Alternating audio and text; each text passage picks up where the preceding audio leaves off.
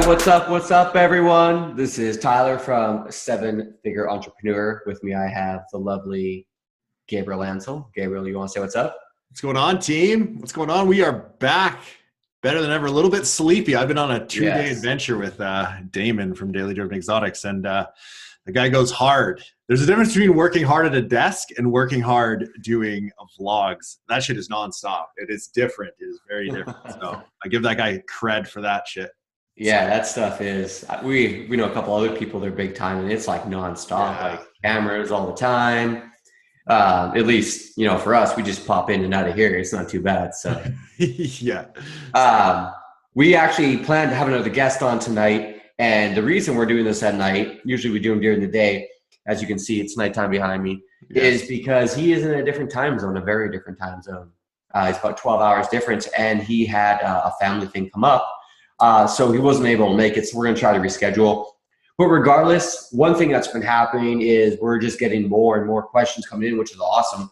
And we're getting back to people by email. We're a little bit slow today, but we figured we would actually compile them and do a video, kind of do a part 3 of 2. Yeah, part 3 of 2. The other thing I'd like to point out about that is if you ask questions in our Facebook group, you're going to get a faster response, because that's like an instant notification to us being like, hey, someone wants to know something. And sadly, in all honesty, our email was a little broken. So it was like kind of pain getting emails in and stuff. So the Facebook group is the quickest. I'm sure Gabe will throw links everywhere. You'll be able to join it. And other people too, they get some good ideas and stuff. So it's just good to learn from each other, and everyone shares ideas, because there are like people doing stuff in there. I've been dropping bombs in there too. I've been dropping a new suggested product every week. I haven't done this week. I'm going to do that tomorrow. Save you the goods for Friday. Nice. And I also dropped in there our 6-step guide to finding new products. The response is great. Apparently you guys love that stuff. So I'm just going to give you exactly what you need and what you asked for to starting a store, because I know it. I've been doing this for a while. So we're good. Tyler, one question for you. Fire. 2 questions. Nope. Who's the dude standing over your shoulder? Just kidding. And can you turn the gain up on your mic just a tiny little bit? The big knob. No, not that one. It's the top knob. Yeah, I got that one. Dope. Whoa. I didn't touch it yet. Oh, you just got really close to it. I just got really close. Sense. Hold on.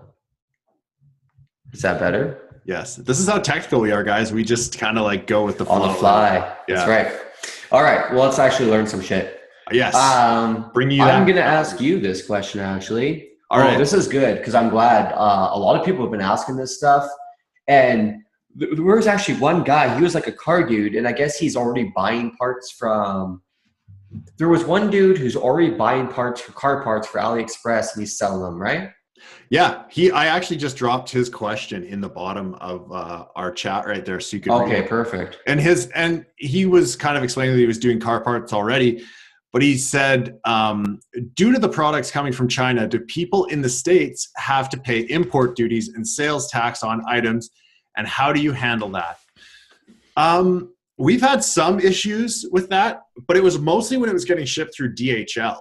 So when we're using ePacket, which is the number one way we ship stuff to the US anyway, there's a few different ways for other countries, and I'd have to dig into that a little bit more, but we use ePacket mostly to the US, and we've been good. No issues with that. So I hope that answers your question. Another question is, ask your vendor, like when you're...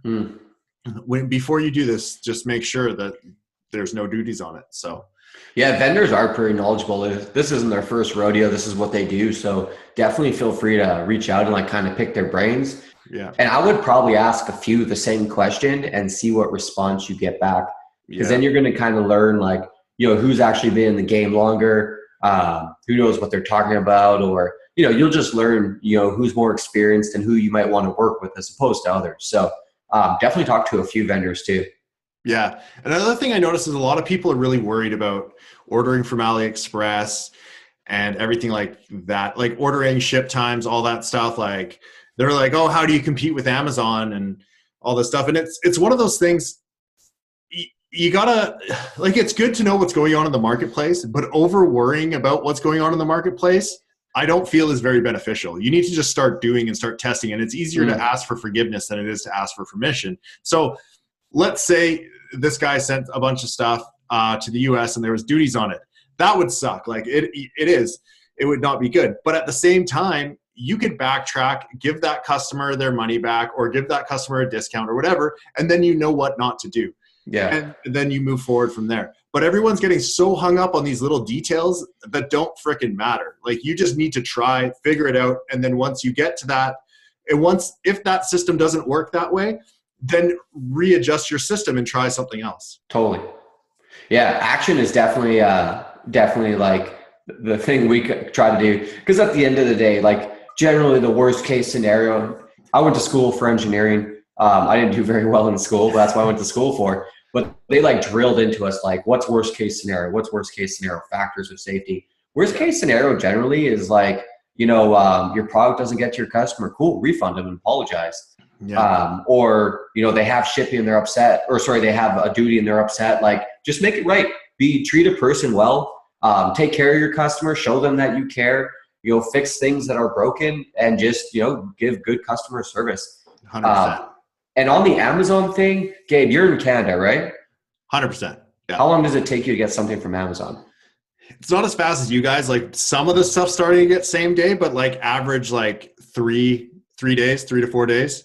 So still faster than AliExpress. Mm-hmm. All I was really going with that is like what's true for us in the US, because I'm in Florida, is not necessarily true for other markets in other countries. Like things like take longer and that's expected. Yeah. Also, be upfront. Tell them how long it's going to take. If you're upfront, you let them know, and it's on your website. It's on your, your receipt email that you send to them. Like don't try to hide the fact or try to skirt it. Like be upfront. Yeah. We have a profitable business. We tell people upfront. Like there's no reason that other people can't too. So I do think it's like important, and there is definitely a huge advantage to Amazon doing same day shipping, but you got to start somewhere. Amazon didn't start with same day shipping. No. And if you really wanted, you could buy a bunch of product, put it at Amazon warehouse, let them same day ship for you. We don't do that for a few different reasons. But yeah, I wouldn't overthink it. I would just kind of get started and then kind of adjust things from there. Yeah, I would agree. It's not the end of the world, and as long as you're just very clear. And the other thing, if you have a unique product that people really want, they're willing to wait for it. Yeah. Like I'm a shoe guy. I like buying like runners and stuff that are hard to find. And I'll wait, like I'll order shoes from like UK or something like that. And I'll just wait because I know that's the only way I can get them, So if you have a unique product, people are willing to wait for it. Yep. Makes sense. Well, yeah. Yes. I second that. Okay. Well, I was just thinking on AliExpress, if you're ordering from there, your product probably not going to be unique, but the same thing still applies. Like if you do have something unique, people will wait. But that's the thing though, when you're marketing some of this stuff, like I feel like there is a lot of stuff that gets sold again and again and again, but every once in a while there's like that unique product. You're like, oh, this is actually really cool. Like I didn't even know that you could get this on AliExpress or out of China. And in some cases, your AliExpress vendor might be able to get a product that isn't even on AliExpress. Like We've seen stuff before where we're like, oh, that's so cool. Like, and then I go to Ali and I try to find it on there and I can't. So I'm like, oh, damn, like, what am I going to do? Hit up my vendor. Vendor's like, oh yeah, we can get that for sure. And then you have a niche in that market, which is just like untouchable. Yeah. Yeah. Really cool. So don't worry about little things like that. It's not worth it. I also like, at least for our like master plan of e-commerce, we're kind of using AliExpress as a stepping stone to getting into more unique products or something that's protected with a patent or a copyright. So think of it that way too. Like you may start in AliExpress. It doesn't mean you have to end at AliExpress. Use it to like really refine your skills and master your craft. Yeah. Like I think about 2 years ago, like the plan was to get Gabe to be a badass Facebook ad guy. And now he's a freaking killer and it's paying off, but it's taken him time to master his craft. And now we can apply those same skills. We actually did on the other store. We're doing some print on demand, which is like, we couldn't get to work forever. And now Gabe just applied the same stuff he used with AliExpress to print on demand stuff. And that thing is working. He's crushing sales. Revenue's growing every day. Last I looked today, we did 12 grand already in sales. But it's because he has that skill set. He can transfer those same skills in other markets and other products and crush there. So think of it as a stepping stone. You know what else I was thinking about as we were talking about this was that guy, the other question, I forget if it's a guy or girl, they asked, how do we handle all the orders that come in daily? Yeah. Do you remember that email? I do. I also got that in multiple places.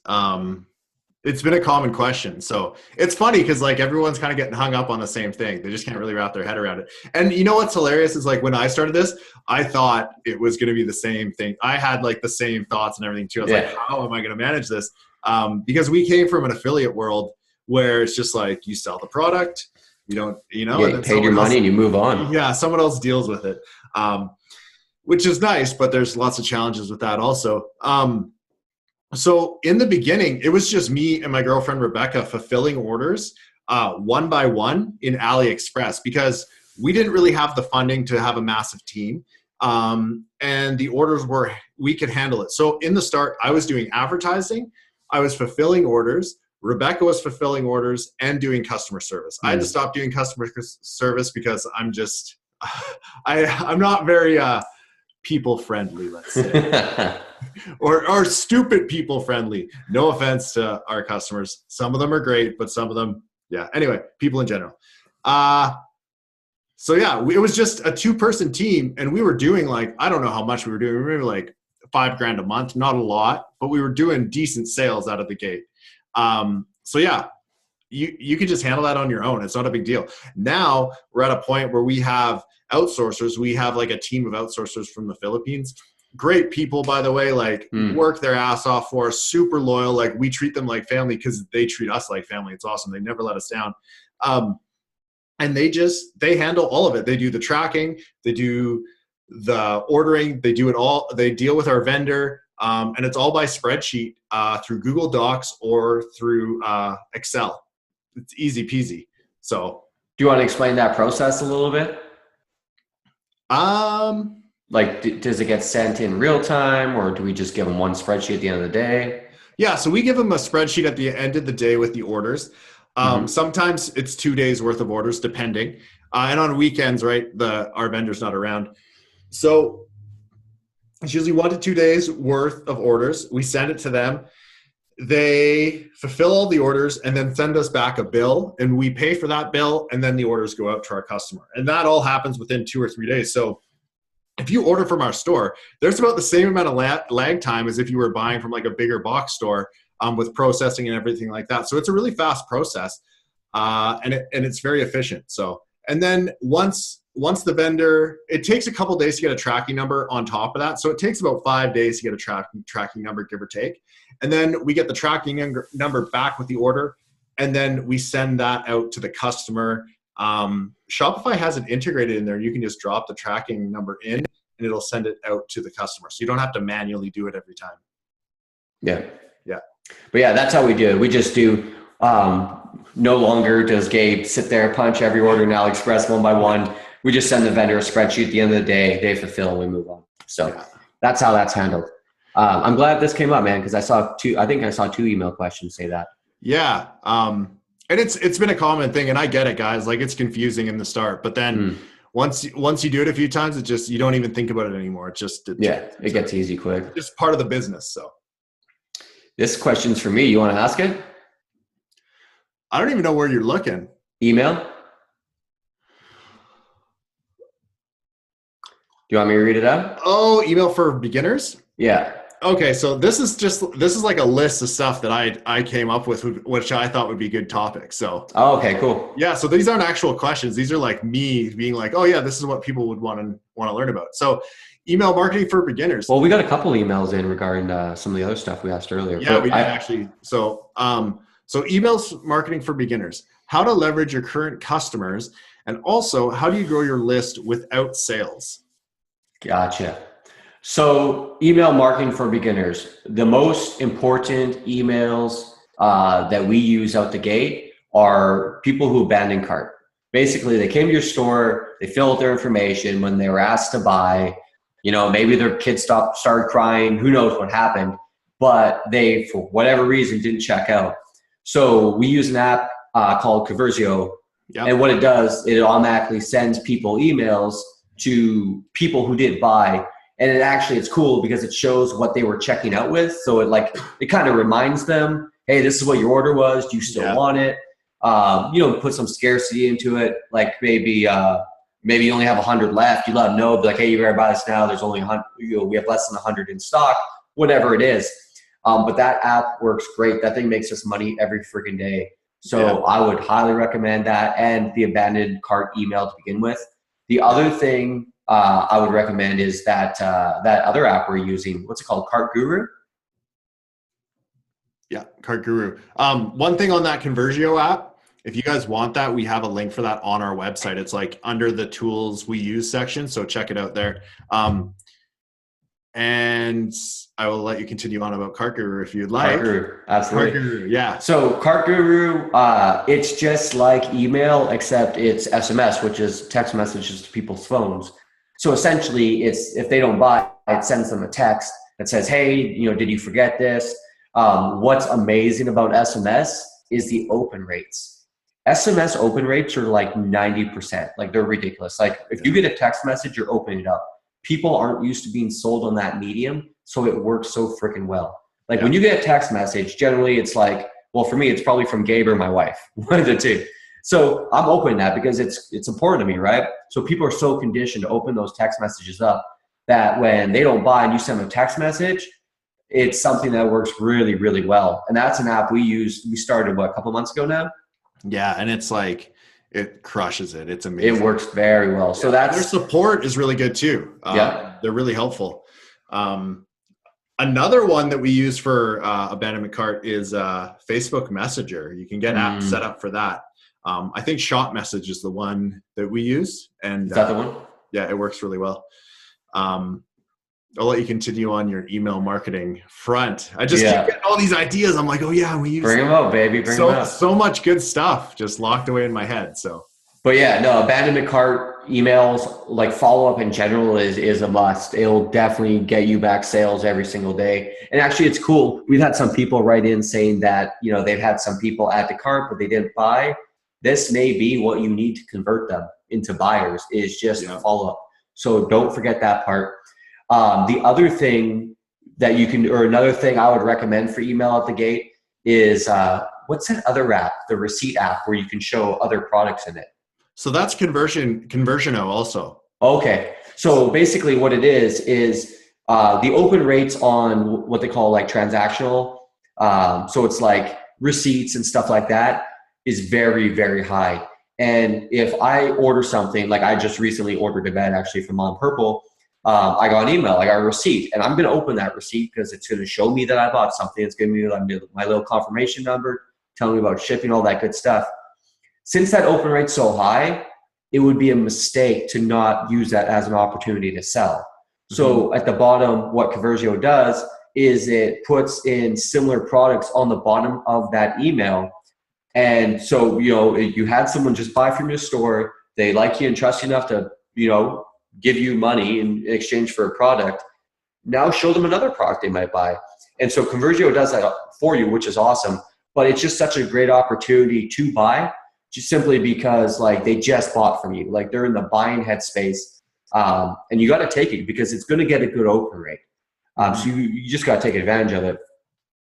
The other thing I would do is I would just send out a couple emails a week. We use email for two things. One, obviously for generating sales, and two, for testing new products. So what we'll do is we'll have an email, and this isn't in all cases, but this is one thing we'll do. And we actually got this from Adrian. What we'll do is we'll have like a sequence of products in an email. Maybe it's 3 products, something like that.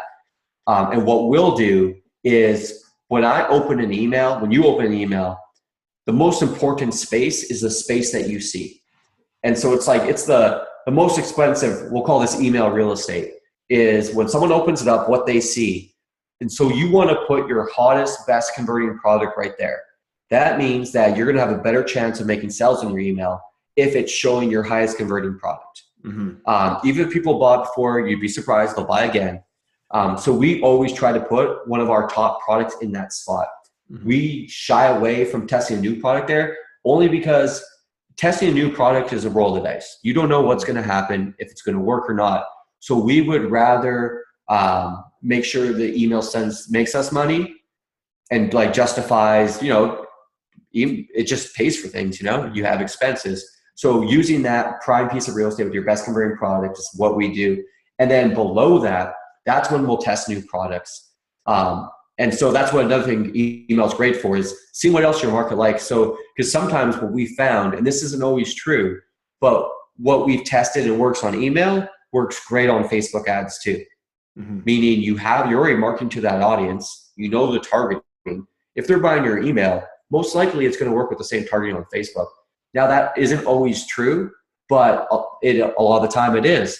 And what's cool about that is you're sending out the email anyways. It doesn't cost you anything. Where if you're going to launch a new campaign on Facebook, yeah, you're going to risk a little bit of money. And maybe starting out, you might be apprehensive of doing that. But with an email, there's no extra cost. You could have 8 products in there, no extra cost. So it's a good medium. In fact, I'd say it's a great medium for testing new products to audiences that you're already marketing to and, markets that you're targeting. Yeah. Does that make sense? It does. It really does. And if you're new and you only got a couple sales and you don't really know what your top seller is, just go with which one's got the most views and most clicks and most action. Because there's a strong possibility that that's the one that people are more interested in. They could just be having hangups about buying it. The other thing too, what we've noticed is as you're selling things, like we like a store that has multiple things on the store. Like say you're in the makeup niche or whatever. Yeah. You're not going to have just like lipstick. I'm sure any dude coming up with this would chose lipstick. You're not going to just have one lipstick. You're going to have like lipstick, like a bunch of eye stuff, whatever, right? Mm-hmm. And maybe you're selling on Facebook, maybe you're promoting the lipstick, but you notice, wow, a lot of people are adding to cart, the eye stuff. That's a great product to now test in your email. Yeah. Look at your store, see what else people are buying without you marketing that product, and throw that in your email. Because that's also going to give you a higher likelihood of making more money on an email drop. Yeah. I would agree. I think that's great. Yeah. Great. And other than that, start with MailChimp out the bat and you're off to the races. Yeah. Another way you could grow your email list without selling products. So every time you make a sale, you capture that person's email list and then you can grow it into MailChimp. But a couple ideas for getting emails if you haven't sold anything is you could give something away. So you could be like, sign up here to receive a free ebook about something. So let's say you're in the survival niche or something. You could write a book on like 5 key steps to surviving in the wilderness. And that info is out there. You just have to take the time to make a PDF, make it look nice, and put those 5 steps on there. And with that, you could slowly build up an email list of people that are coming to your site that that are already interested in survival stuff. And then you can email those people your products. Totally. Yeah. Another thing you could do is say, you're just starting out with AliExpress and you've ordered a couple products because you want to check them out. You now have 2 or 3 units of something at your house. What you could do, as long as it's in good condition, not used, you could use that as a giveaway. People sign up in order to win a free muffler or whatever it is that you're selling. I don't know how I chose muffler, but whatever your product is or market that you're in, just use that as a giveaway because these people are interested in that product. So, one person wins, but there's still a whole audience of people who are interested. Yeah. You could retarget those people with ads, or you could just send them an email. Yeah, there's lots of different opportunities out there if you just kind of get creative and think about it. So totally. Yeah, cool. Moving on.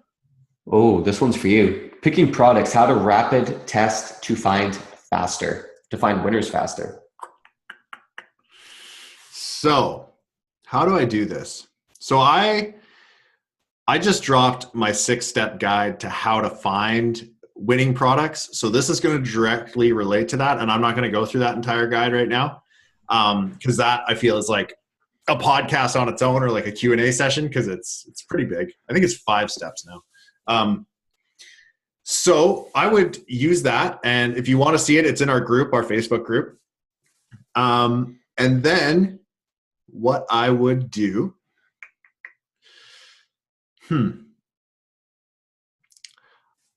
It's interesting because like there's the way I would do it because I don't care about losing money on ads, and then I'm trying to think from a beginner standpoint of how to do it. One thing I would just put out there, man, if you're going to be in business, you got to understand you have to lose some money or spend some money.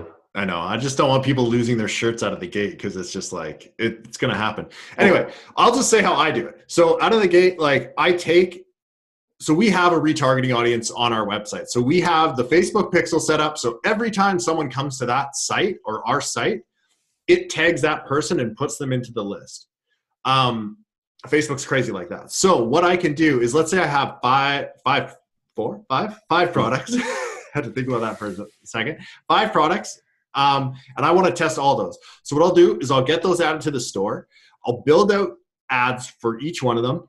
And on Facebook, I will just take those 5 new products and 5 ads and drop them into a retargeting, or drop them onto Facebook so they hit my retargeting list. So this is everyone who's already interested in my niche, who's already been to my store, who might even be buyers. I leave those buyers in there. I don't exclude them out of there.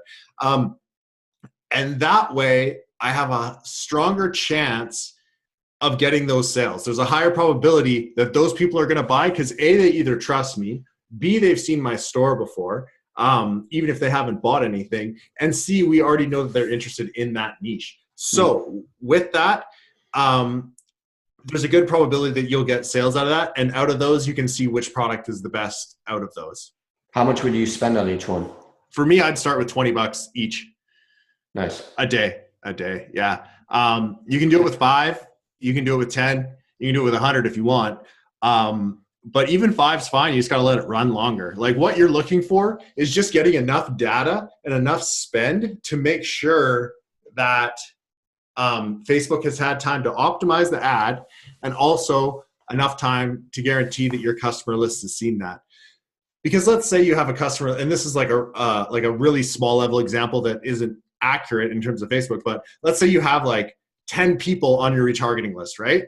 If only two of those people see your product, that's a low chance of winning. But if you let it ride out for a few days and all 10 see that, there's a higher probability that you're going to get that sale.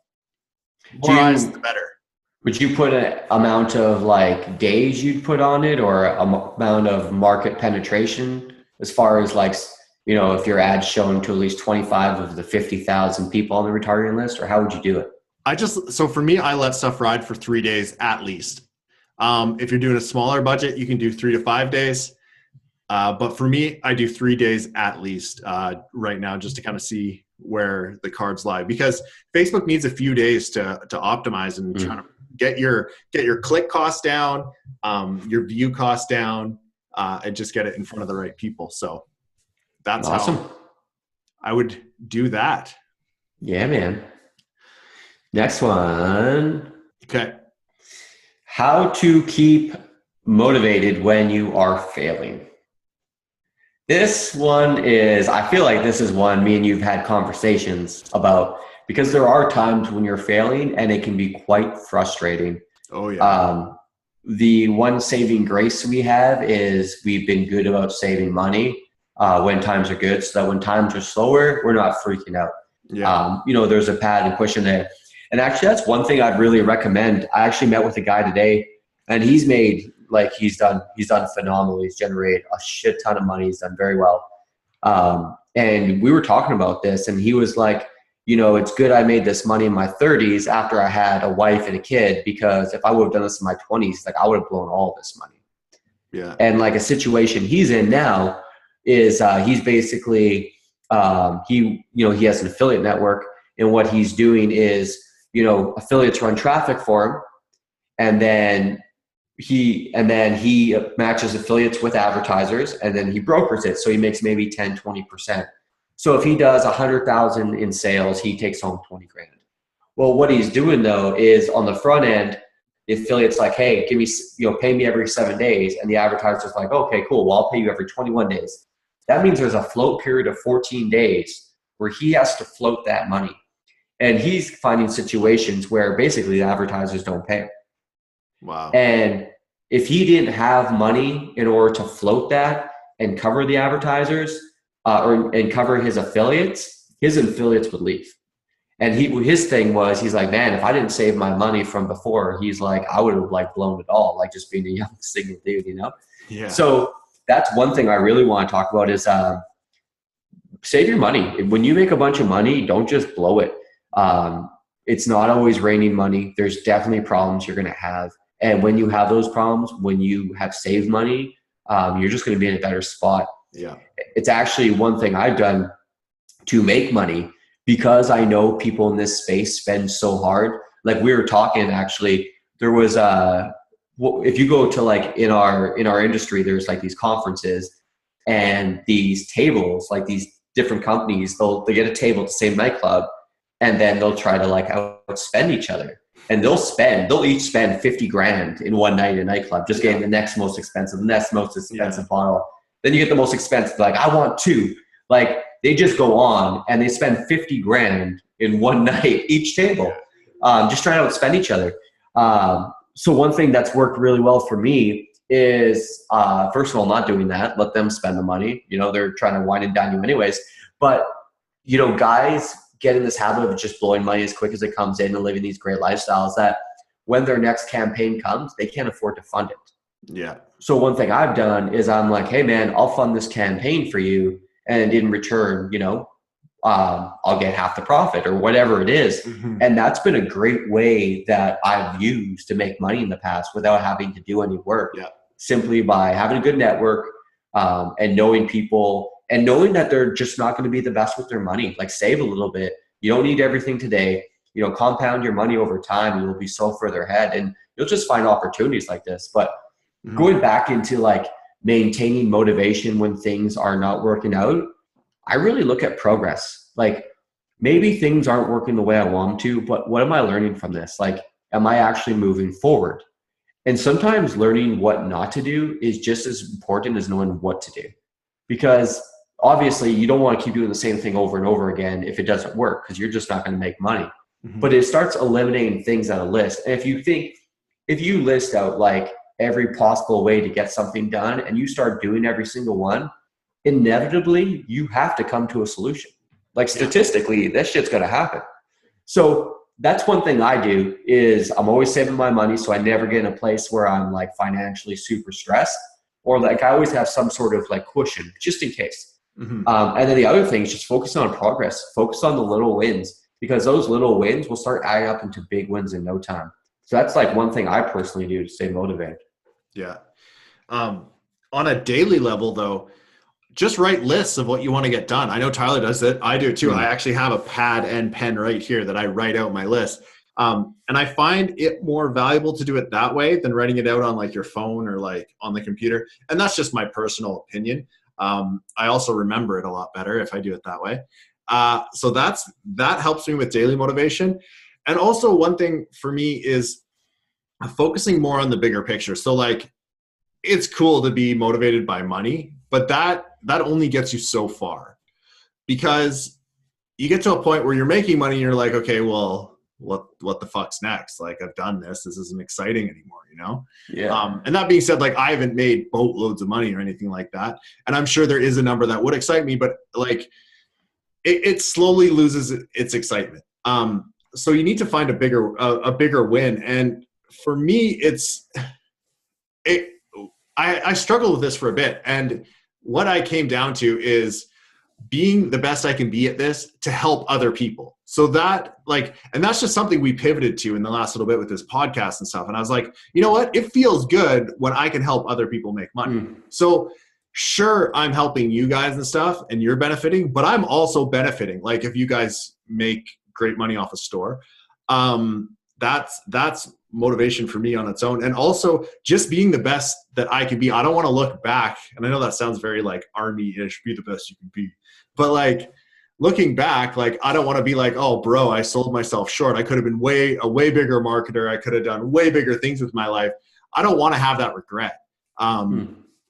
So yeah, that's another thing that pushes me forward. And also creating a great life for the people in my life, you know, like I don't think that like all my friends are going to be able to afford private jets or like be able to drive fancy cars. And like, I'm not at that level right now, but I will be. I don't know when, but I will be. And I want to create those experiences for other people because that makes them happy. And that would make me happy in return. So that's kind of where my motivation comes from.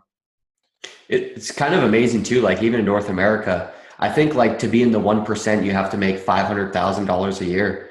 And when you make, like, I remember when I first left my job, I'm like, man, if I could just make $3,000 a month, I'd be pumped. Yeah. And then you hit 3, and then I think everyone goes to 10, and you're like, if I could just make 10 grand a month, and then you do that. But it's like, and then right away you jump up with it, whatever the next level is, and you're always going to do that. Like, you know, you make $500,000, you're going to make $1 million now. But I found after you make 250 grand in a year, you live a damn good life. Like you go out for dinner when you want. You want to go to Hawaii tomorrow, close up your laptop. Like after that point, there's nothing, you can, you know, live in a nice place. You can live a damn good life. And so when there's no pressures anymore of like I think there's something to be said for the hungry guy. Like that's the guy totally. I kind of look over my shoulder, watch out for. It's just the guy who's just grinding because he has something to lose. Well, when you don't really have much to lose as far as like, you know when your next meal is going to come from, you live, like I have, you know, a beautiful house, a car I love, you know, my wife is, you know, she doesn't work. She's working on some stuff, but she does it because she wants to. She's coming out with a clothing brand, which is cool. But like, we don't have a bunch of like huge pressures where we're not sure how we're going to pay our mortgage. Like we're good. Yeah. And once you pass like that $250,000 a year, like you get a damn good life. So all I'm going with is like, there has to be something more driving you. And until you get to that point, you might not see it. But once you get to that point to really elevate your game, you'll see there's bigger, more important shit out there that really push you harder. Like my big thing is I want my mailers on my team making all 80 to 100 grand a year. Yeah. And I know they can because I've had guys do it. I've had guys, you know, I paid them 10, 11, 12 grand in a month before, even more. I forget what my top guy's biggest month, but like for having no like background or education in like online stuff, they come to my team, I train them up. You know, my guys do now. I don't do that training part, but they, you know what I mean? Like they have an opportunity for a career in the future. And that kind of excites me, like meeting with their family. Now they're working from home. Like they don't have this annoying commute. Like everyone's in their pajamas. Like it's a damn good life and it's a good thing. And that really excites me. But I know if I can get those guys to 80 to 100, where's my business going to be? Yeah. It's going to be crushing. And the other thing about that too is it's an added level of, for me anyway, because like we have the same team, but we have separate teams. He's talking about his mailing team. I have my e-com team. And so like I have to bring my A game because if our stores don't make money, our team doesn't make money. And then we're going to have to like fire everybody and lay everybody off because there's just no money. So that is also a motivating factor. It's like it's a fear-driven motivating factor, but like, I don't want to let anyone down. So I'm going to push as hard as I physically can because it all comes down to me and how the store performs. Mm-hmm. So that's another thing that I find very motivational. Yeah, no, absolutely. There's times too where like, I know me and you've talked about this where you kind of even get like somewhat bored of what you're doing. Totally. And that's really the times like I've found I have to figure out what it is I love. Mm-hmm. Like I wouldn't say I necessarily love sending emails. Even though we do millions of dollars a year in sales and emails, but there's things about it that I do love. And part of it is coming down to the people that work with me, giving them the opportunity to work from home, you know, provide for their family, have a better future than they ever could have got, you know, spending 50, 100 grand going to school, in a great lifestyle. Like we have a company trip every year. We're in Mexico, we did Miami. And some of my guys never left the country before. And so to take them somewhere else is pretty damn cool. Like, just open up to new experiences. Yeah. But that's definitely one thing. And then just on a daily level, a couple things I've been kind of buying into is a little bit of this Tony Robbins stuff. He talks about like having morning rituals and things you do just to get yourself ready for the day. It's start from the right foot. And you can Google it and check it out, YouTube. It's pretty cool. He calls it priming, right? He keeps seeing morning rituals. He probably says priming. Interesting. But there's just a certain sequence of things he does. And so one thing I've done is in my sequence is listening to motivational stuff in the morning, stuff that just fires me up, gets me going. And then if I'm ever really dragging ass, I'll just get my ass somewhere where there's people crushing it, because there's something about that vibe and that energy that you can't always duplicate on your own. So getting around people who are motivated, who are just killing it, and just grinding it out, like it just pushes you to be the best you can be, because no one wants to be like the weakest person on the chain, right? Mm-hmm. So when they're in there doing their thing, it can totally be the thing you need to get a kick in the ass and start really hammering on yours. Yeah. I like seeing guys that are doing like bigger numbers than we are. And like, you know how everyone's posting those screenshots on Shopify or on Facebook and stuff, be like, oh, look at my biggest day. And we've done it too. And I have a reason how come I've done it. But for me, it's like, this motherfucker can do $1 million in a day. Like, I can do that. Like, this is bullshit. And then I'll be like, I got to hit that. So it's motivational for sure. That's one thing I've noticed too, man, is these people that do these amazing numbers, when you get to know them, they're not geniuses. They're not rocket scientists. Like, I am not smart at all, I don't think. Gabe, you're in my boat too, bro. Like, we're not geniuses. We're not. Don't throw me under the bus. we're not Zuckerbergs here, like creating the next social network. But you don't need to be. Exactly. No. You don't need to be. In fact, like, consistency is key. And drive. You got to have that drive. You got to be like plugging forward every single day and making it happen, for better or for worse, uphill in the snow, whatever it takes. But yeah, it's not an intelligence game at all. And that's one thing. Actually, it's funny, man. When I first started getting online, I know I've brought this up, but maybe not on this podcast. I thought I was going to make my money in real estate. I was convinced. Yeah. And then I hung out with this one real estate investor because I was helping with a couple things. And the guy, like, I don't even know how he put his pants on in the morning. Like, he was just not, like, he was just simply dumb. And I wouldn't really, like, I'm not going to say what his name was, but like I would come to his week every week for like 12 weeks. And by week 9, he was asking me how to open up PowerPoint. We had just done it 8 times. And he was responsible for making that PowerPoint, yet he couldn't open it on his computer. Like, he just could not retain information, yet he was making like 5 figures a month in passive income and had a few $1 million in equity. But like, what other skills did he have? Because he may not have been technically smart, but I don't know him and I don't really know this story. But my assumption is he would have a strong point. He was good at finding deals, and nice. he would put a deal together, present it, and he would just constantly network. That was his thing. He was good at meeting people, and through that he found opportunities. But like, genius. Yeah. Right. But when you met him, it was just really eye-opening for me, because I always believed that, people were successful because they were smarter than me. I promise you that is not true. That couldn't be further from the truth. It's funny, man. You meet some of these guys and you're just like, oh, that dude does like over $1 million a month. And he just like, seems like he's not all there, you know? Exactly. But yeah. All right. I think we really covered that one. It was good. I think so too. A little heart to heart.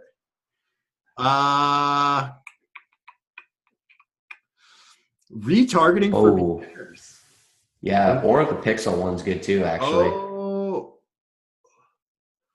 gotcha. Have you even explained the whole pixel thing on Facebook before? No, I haven't. So like some of these we got to pick and choose, because some of them need an entire video to go with. Yeah, that makes sense. And the retargeting one kind of falls into that same thing. Picking a vendor, how to build a relationship 1 million miles away. We can do that. Let's do it. Because I feel like a lot of the listeners are at that point right now. Yeah, that's one thing I have noticed. Our guys and girls are really starting to go through AliExpress and at least start looking at products. But we've got a few emails now, people asking us like, how do you know who to go with? Yeah. Okay. So I kind of covered this a little bit in Damon's video last night. So on AliExpress, vendors have ratings. They have ratings of, it's like a diamond or a crown, and that's who we generally go with. You can have multiple crowns or multiple diamonds, but even if there's one crown or one diamond, they're generally okay. Another way to look at it is look how many orders they've done. You can see how many orders they fulfilled of that, at least that one item. And you can also go to their store and see their overall rating. It's very similar to eBay, if you will. They get seller ratings and so on and so forth. Another way to check out if a vendor's good, read the comments in the reviews. You're going to get a lot of them that are like random in Russian and stuff like that, but there is ones that are in English, and you can kind of see what they're all about. You could probably Google Translate the other ones too, couldn't you? Yeah. If you have Google Chrome, it'll auto-translate if you want it to. So that's where you get started, and then you just send them a message. So there's a messaging system on AliExpress, and you just hit them up, be like, hey, interested in your product, want to make sure you have it in stock, so on and so forth. The message you're going to get back is going to be broken English, and it's going to be hard to understand, so you got to decode it a little bit. And they are always going to tell you what you want to hear, regardless if it's true or not. So the only way you can really figure this out is order the product for yourself once, just to make sure it comes, and it is what they say it is. Or roll the dice and send it to your customer and hope the customer says what they say. I don't really recommend the second one. That's right. But you can do what you want to do. I'm not going to hold you back from that. And with that, let's say, for example, we go back to the flashlight. You're selling a flashlight. There's going to be multiple vendors on there that have the same product. So mix it up between those vendors and see which one holds true to what they say and who's having the best experience, who's shipping it out the fastest, and who's actually sending the product that you want them to do. And also, who is responsive to you. Because what we found in the beginning is you'd be like, oh yeah, like we're doing hundreds of orders of these products, let's keep in touch and let's build this relationship. Like, oh yeah, sure, sir. Like, yeah, we'd love that. And then they just go MIA once you like make those sales. They don't really care. They just want the money. So be cautious of that. And then eventually, once you've, out of all those ones you've tested, build a relationship with those people outside of that. So you can use WeChat, which is an app, or you can use Skype, which we do. We use Skype and just talk to our vendor directly on there. Or you can even do email if you want. It'll be a little bit slower. Or even try for Facebook. Anything where you can get in contact with that person as quickly as possible when need be is great. And then you just slowly build that relationship.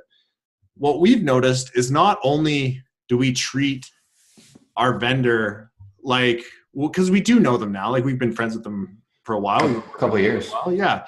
Have real conversations with these people, don't just be like, hey, give me my orders. Hey, do this, do this. There is a time for that, but you're also wanting to build a relationship. And one thing that Tyler has taught me, he's more of the team builder, the relationship guy, is that people will bend over backwards for you if they feel a connection to you and they feel like you're their friend. Do you want to explain that a little bit more? Yeah. I'm actually like kind of happy you brought this up, or like that you said it.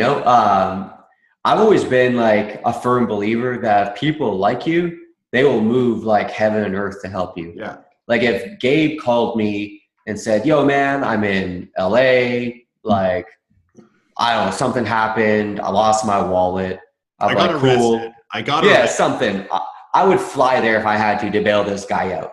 I would drop everything and do whatever I needed to do to help him out, even though it's across the country. Yeah.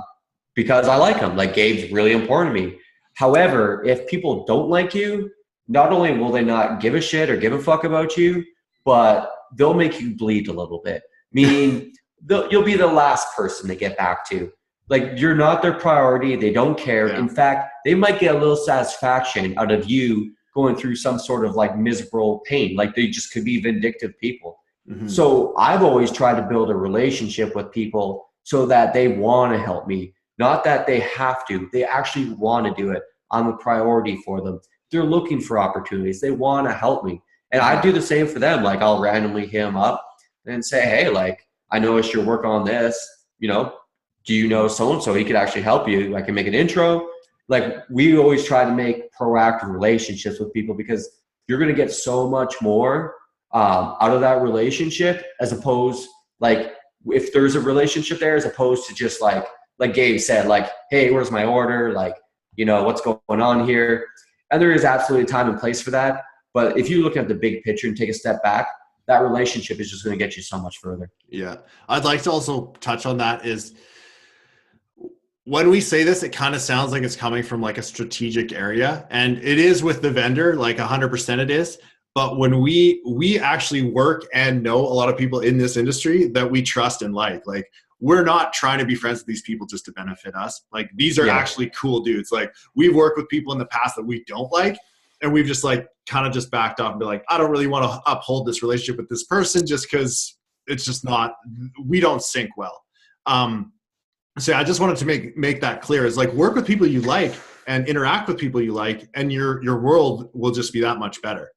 Yeah, make it genuine. It doesn't have to be a manufactured manipulation thing, because that's not what it's about. It's having a genuine connection with someone. But like, to not, so many people be like, oh, this is business. I'm like, I get that, but you got to have both sides if you really want them to step up to bat for you when you need them.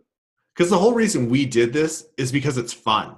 Not only to make money, but it's fun. Like we do cool shit all the time. And even when we're not doing cool shit, we laugh about it and like have fun with it. Like there's been times where Tyler's been buried in contracts and stuff, and I just insult him till the bitter end and he laughs and we move on, right? And then there's been times where I've had to do like data entry and stuff and Tyler just makes fun of me. So it's like there's going to be shitty stuff, but we like making it fun sometimes because it's just it's a better environment. It's more exciting. So, and honestly, like I wouldn't say my engineering jobs were super corporate, but they were just not for me. Yeah. Like when I think about my life now compared to what it was, it's like literally heaven, man.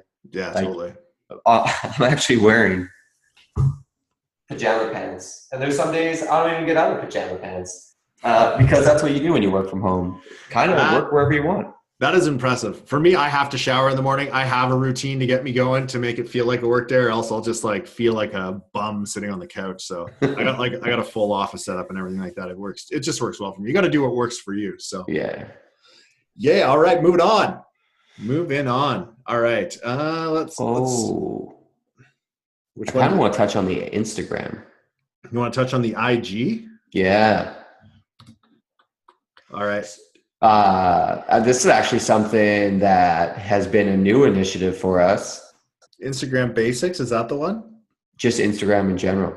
Oh, okay. I was just wondering which one you were reading there. No, so Instagram in general. So we have a friend who had a makeup product, who has a makeup product still, and we still are friend. Just to clarify. Yeah, I'm talking all past tense here when it's present tense. A long time ago. Yeah. He has built a 7-figure a month business just with Instagram. Yeah. Not running ads, but just using influencers in the market to do so. And I know of other people who have used influencers in the market to build up solid businesses. Now, if you don't know what an influencer, an example would be like Kylie Jenner. Mm-hmm. Say you're selling makeup and Kylie Jenner says, oh my God, look at this great makeup. You should buy it here. That is an influencer selling stuff for you. Mm-hmm. And if she were to tell her millions of fans about it, I guarantee there would be a crap load of sales. I know other companies. Can I touch on that?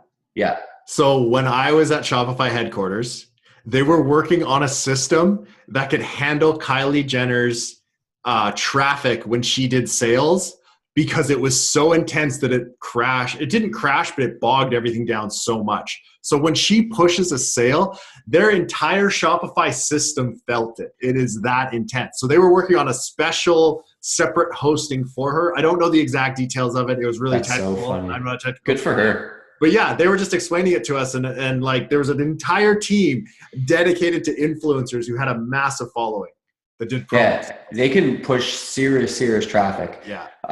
Because like Shopify is a multi-billion-dollar public company, and if she's pushing enough traffic where they have to dedicate a team to it, you know it's serious. Yeah. And I know actually there was that thing. Was that YouTube kid who like he plays with toys on YouTube and he made like 11 million last year or something? I saw that too. Yeah, it's crazy. YouTube. There's a few influencers on YouTube. The video game industry actually uses that a lot. Mm-hmm. I think it was what was it, Loot Crate? Yeah, Loot Crate. And even some of these like vloggers like Logan Paul. He just came out, or I don't know if he just came out, but he's like really dialing in his store in terms of merch and stuff. And when that guy has a sale, I don't know his numbers for sure, but I can imagine that it is just insane because he has so much following and people just like a majority of people, younger teens, love the guy, right? So yeah. it's yeah. All in all, where we're going for our e-commerce store is looking at now the opportunity of influencers.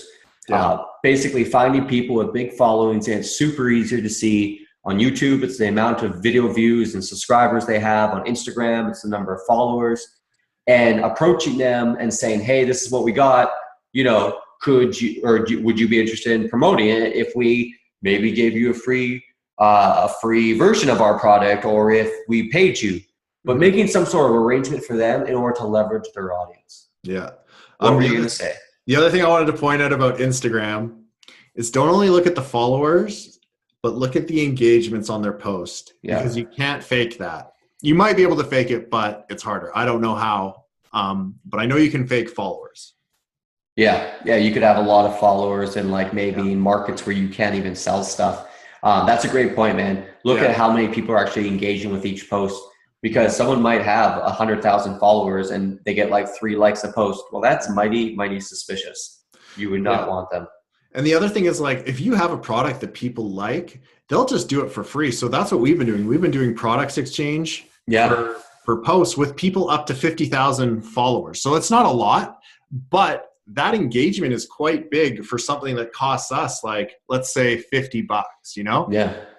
All they need to do is do 1 or 2 sales for us to break even on that. And it also gives us brand recognition. So don't think that you got to have millions and millions of dollars to make this work. You can just do it for exchange of product or exchange of service or whatever it is. And even if you're trying to build out an Instagram page and get more engagement, you can do collabs with pages, and so they promote your posts and you promote their posts, and slowly build it up to the point where you're your own influencer with your products. Yeah, which is a great spot to be, because then you can bring up more products, like, you know, add some depth to your product line or promote other people's stuff. So it's a great thing. It's something we're looking at now. We're having some very, very early good initial signs, and something we're going to be moving forward with. So. And free traffic is the best traffic. It's slow to get there, but when it's up there, free traffic is amazing. Totally. The other thing too is the people who click through to buy, I imagine they'll have a high intent of buying. Yeah, 100%. Because they know they're going to the store to check something out to buy it. And there's that trust level because it's coming from someone who they know and trust also. That's right. Yeah. So it just makes it for a great opportunity. So cool, man. Well, I think we should wrap it up. I think we've probably approached about an hour now. Yeah, give or take. And I know I'm definitely getting tired. It's weird that this software does not give me time. I feel like there should be like a time thing saying like, you've been on for so-and-so. Like I'll just start timing it on my phone or something. But makes sense. Well, we apologize for not bringing you a podcast this week. But it is what it is. We tried. Yeah, I think he'll be coming around soon. And honestly, it's one that I'm really excited about because I don't know him super well. I've just had a bunch of friends that I trust completely vouch for him. Yeah. Saying he's doing $1-2 million months, as well as where he lives. He's been doing some training and stuff like that, which I don't think, like, we're not going to go into training. We're just going to talk about, tips and tricks and how he approaches stuff. But yeah, I'm excited for it. I think it's going to be baller. So I think we'll probably be lighting it up sometime with him next week. I saw one of his older screenshots today, and it said that he did like 360K in one day. Wow. That's impressive. That's damn impressive. Cool. We're going to have to ask him about that. Yeah. And I don't even know if that's his biggest day because the date on it was from a while ago. So I don't know. Maybe he did more in Q4. But yeah. Anyway, I hope you guys like this. I think you will. There's some good nuggets in here. Yeah. And I just want to say thank you for all the engagement we're getting and all the questions we're getting in our Facebook group. Like, that's awesome. And that's exactly what I wanted for this. Tyler, I'm sure you're on the same page here. I just wanted to create a community because it feels like a fam in there, people helping people. And that's really what we're striving for here. So. Yeah, absolutely. And keep them coming. Questions are getting answered. And it's just a great medium, especially with our broken ass email. Yeah. That wasn't coming now. through. Yeah. Is it? Okay, cool. But yeah, Facebook's good. And the other cool part is it gives other people who are thinking about that question or maybe might not have thought about it the opportunity to learn from it. So it's really good for just everybody. Yeah, a lot of people are asking me questions on Instagram via DM, and that's cool. Like I get it. Like that's where you found me from.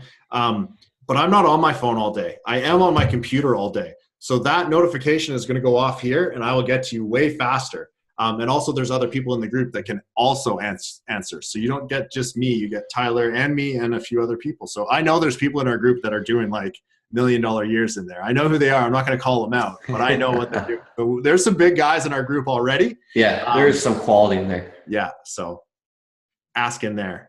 I'll include the link to that in the description. I like doing this in the description below or above.